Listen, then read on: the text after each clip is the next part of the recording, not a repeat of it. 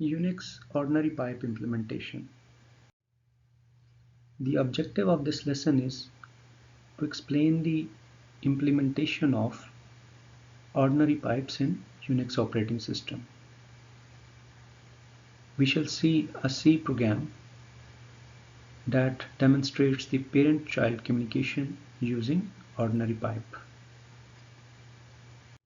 In Unix operating system, ordinary pipes allow communication between related processes.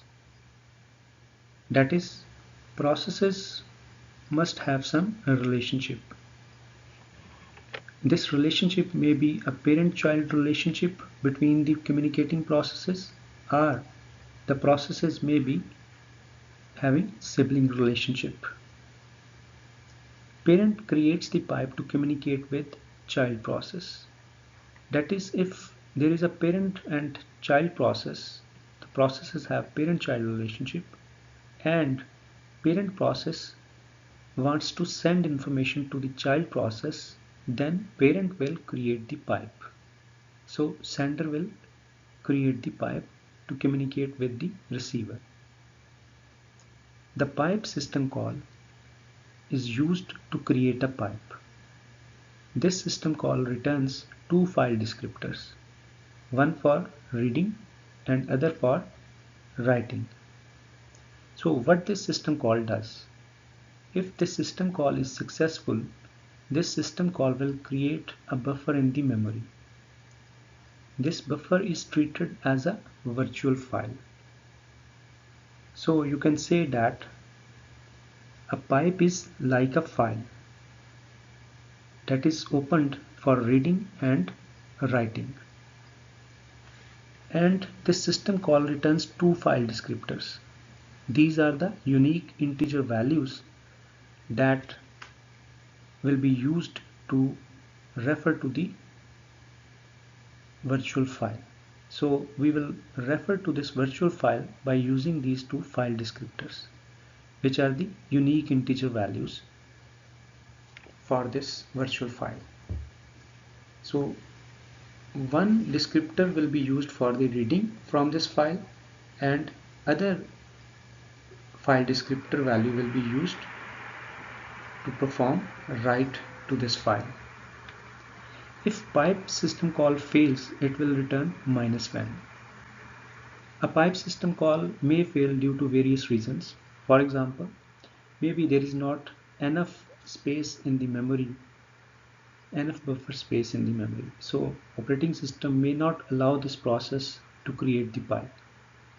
Another reason might be that this process has already opened so many pipes. It has already created so many pipes, and it has reached its limit to create pipes. So operating system will not allow this process to create any further pipes. We can access pipe using read and write system call.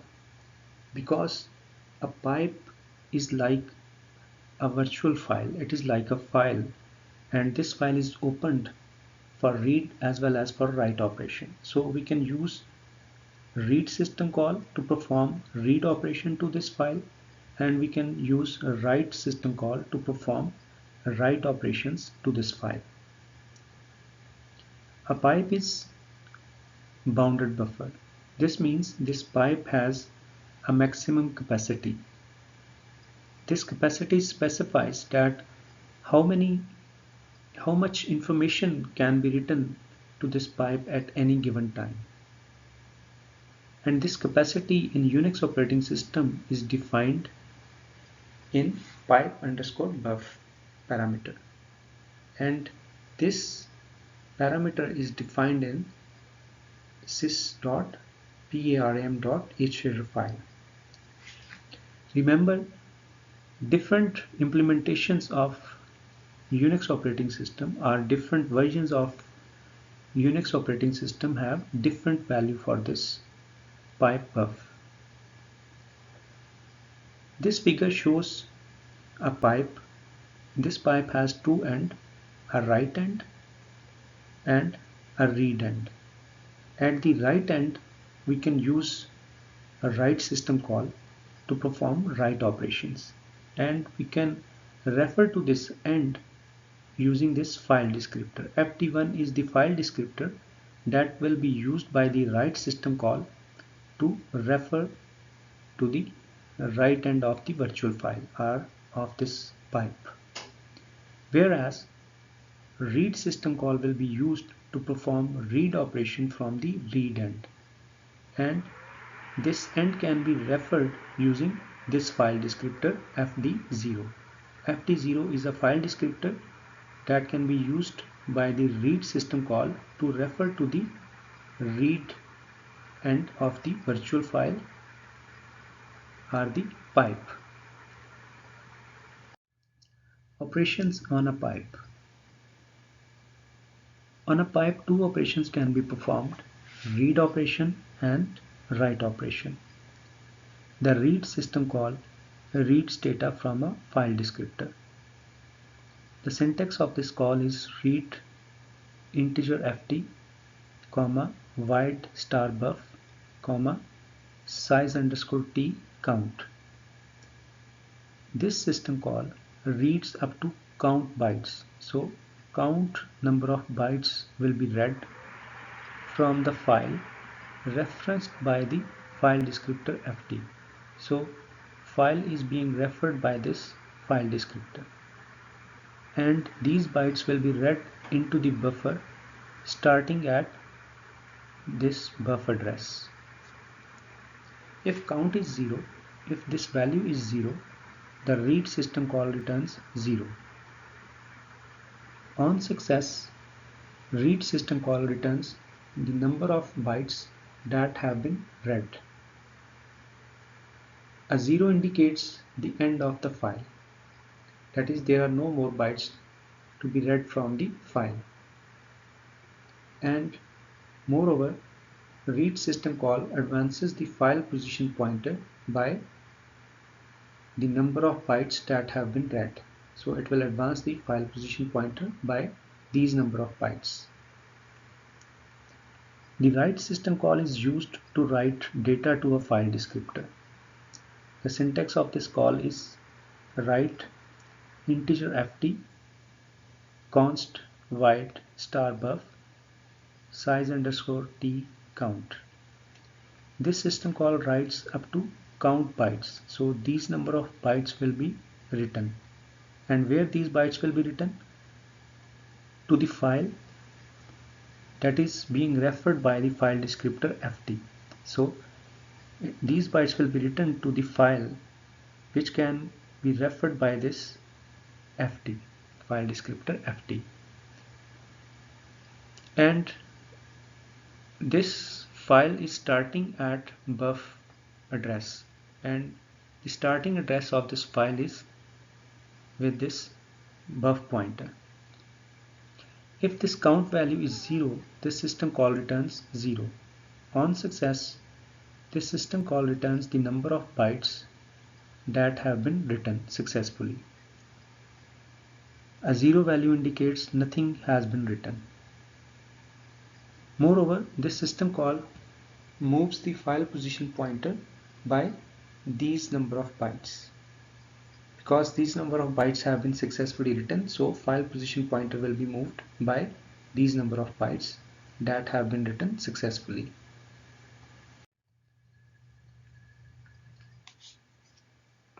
Because pipe is a bounded buffer, so there is a maximum capacity of the pipe, that how many bytes can be written at any given time. And if a pipe is full, then this means writer cannot write any more bytes. The writer process will be blocked. Similarly, if pipe is empty, then reader process will be blocked because it cannot read from the pipe. So here are different scenarios that are possible. So there is a reader and it performs read operation on an empty pipe which has a writer attached to it. So there is a pipe which is empty and a writer is already attached to this empty pipe, but this writer has not written anything to this pipe. And we will perform, if we perform a read operation, then the reader will be blocked. Because the pipe is empty, so this read system call is a blocking system call.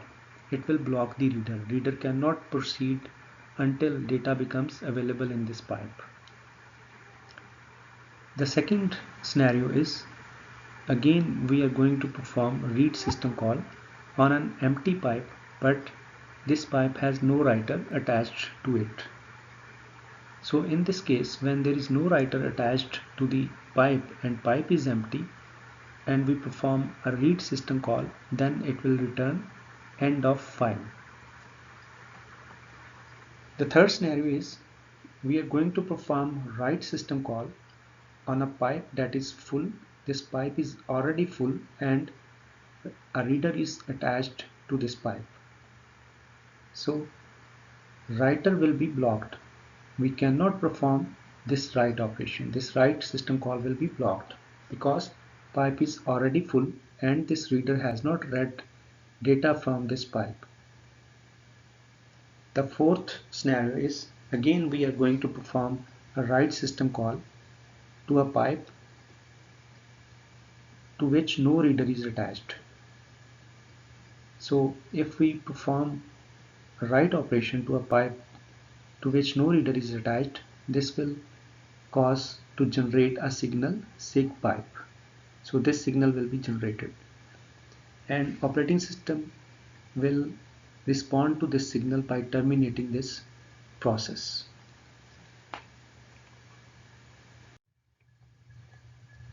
Now we will explain the inter-process communication using a C program. So this is an example of a two-process system in which parent process communicates with child process using a pipe. Parent process creates a pipe and forks a child process. The parent process then writes the hello world message to the pipe.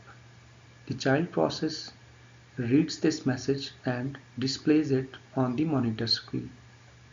So this image explains the whole process, that there is a parent process and a child process.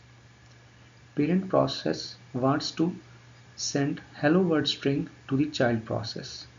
So what parent process will do? It will create a pipe. So this pipe will be created by the parent process because parent process wants to send the information to the child process. After creating this pipe, parent process will create the child process. So parent will create the child process and parent will write information to this pipe,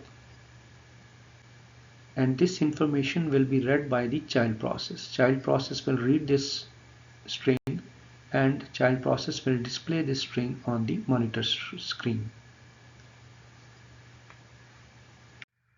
This program demonstrates the communication between parent and child process using a pipe.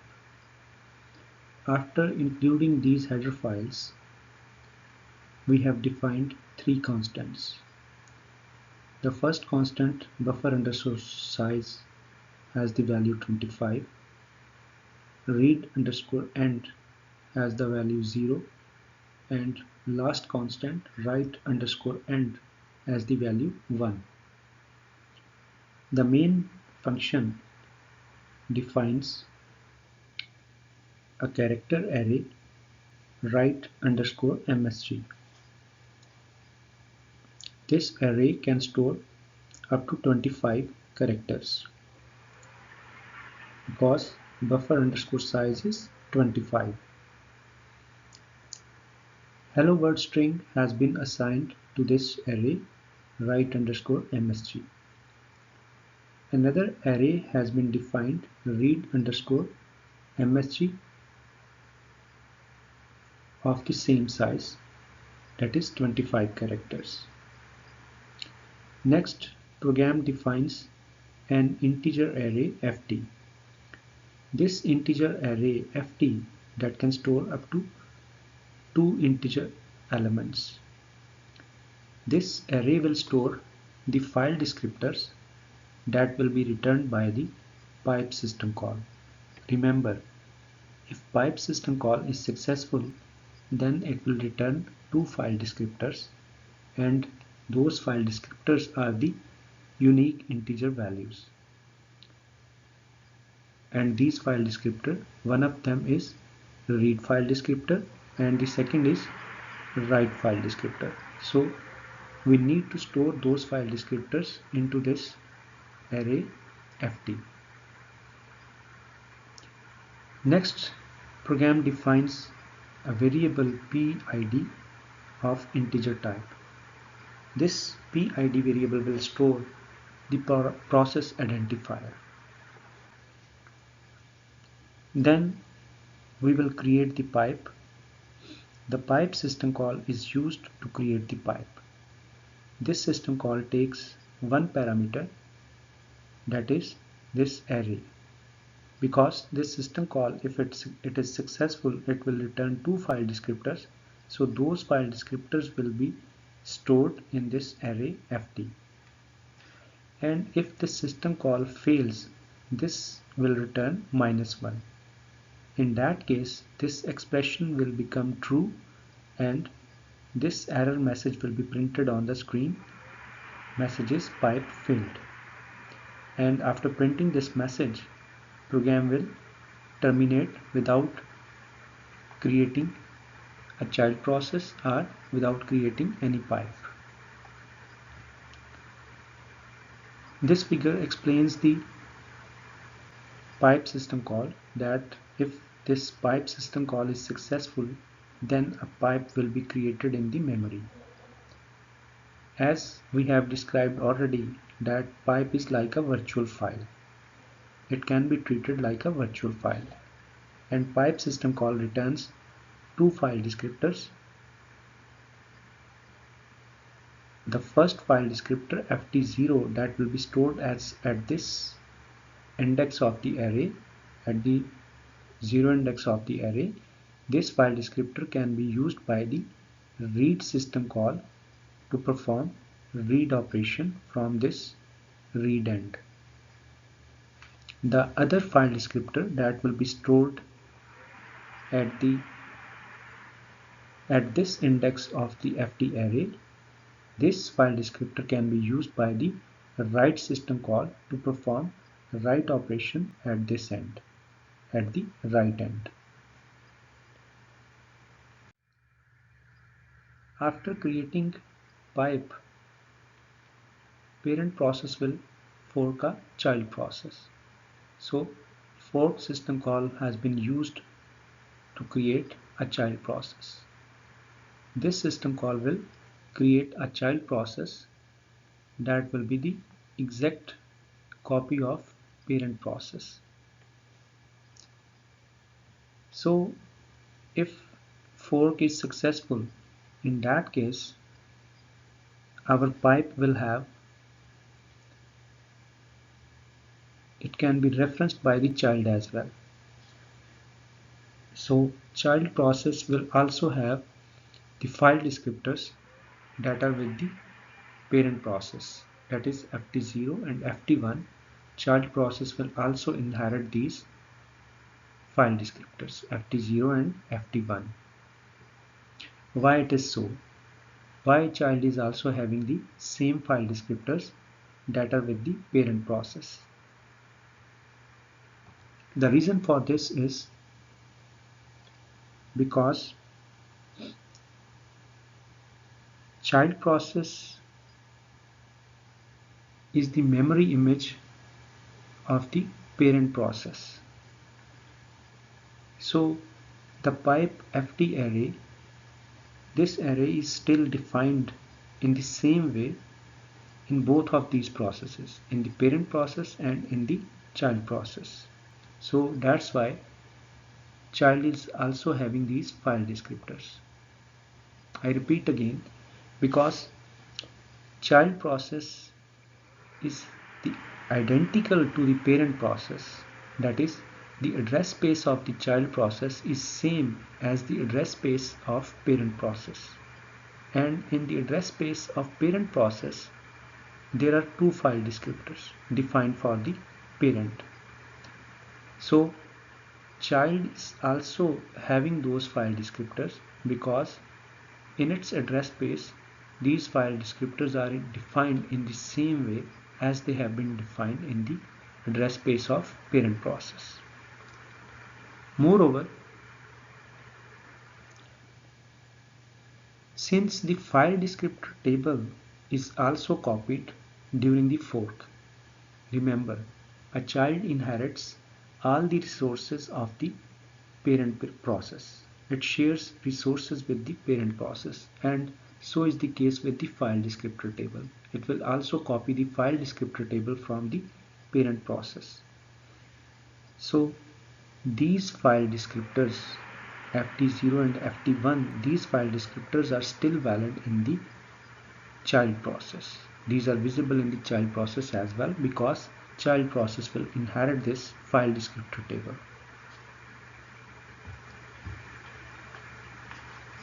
A fork system call may fail due to several reasons. For example, maybe a process has created maximum number of child processes that it was allowed to do. So in this case, operating system may not allow the parent process to fork any more child processes. So this could be the one reason that fork system call may fail. Another reason might be that a system has already reached its maximum limit for the processes. So operating system may not allow to create any more processes because it has already reached its maximum limit of the processes. In case when fork system call fails, it will return -1. So this condition has been defined here, that if fork system call returns -1, and this expression defines that if -1 is less than 0, then error has occurred in the fork process. So we are going to print the message on the screen, fork failed, and program will terminate.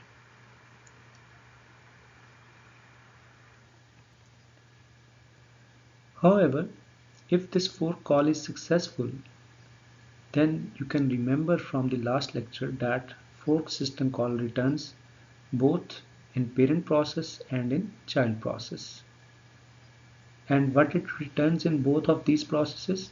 In parent process, fork system call returns the process ID of the child process. So parent process will have the process ID of the child.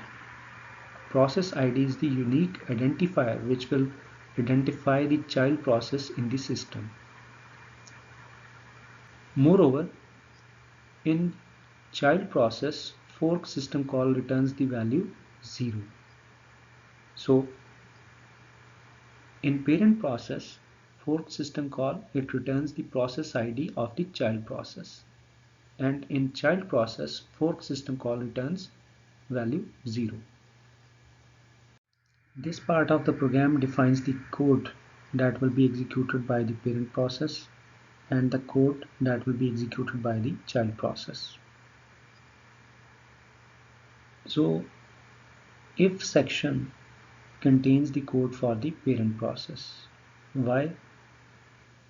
Because in parent process, fork system call will return the process ID of the child process, and PID value, which identifies the child process, this value is greater than 0.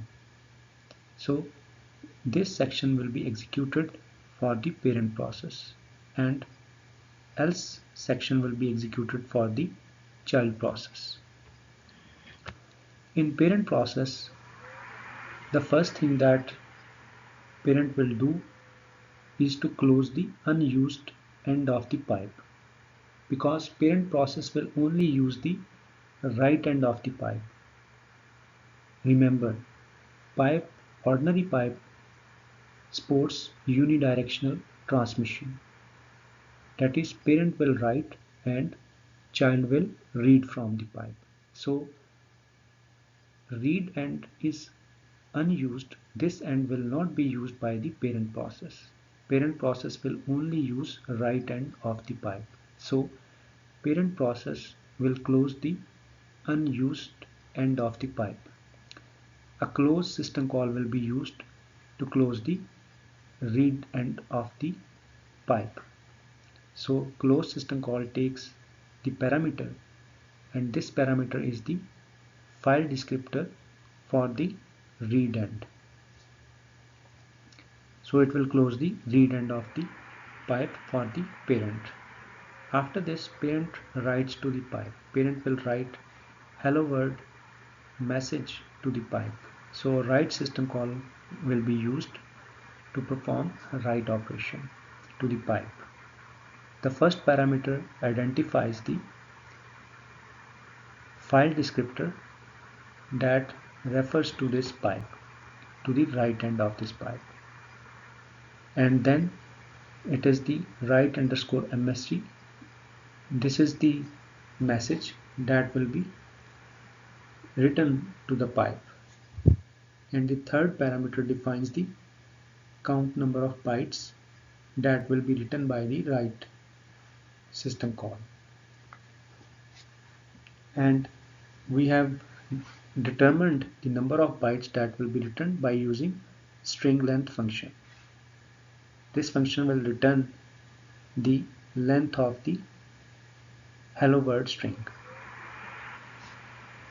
After writing the hello world message to the pipe, parent will close the right end of the pipe.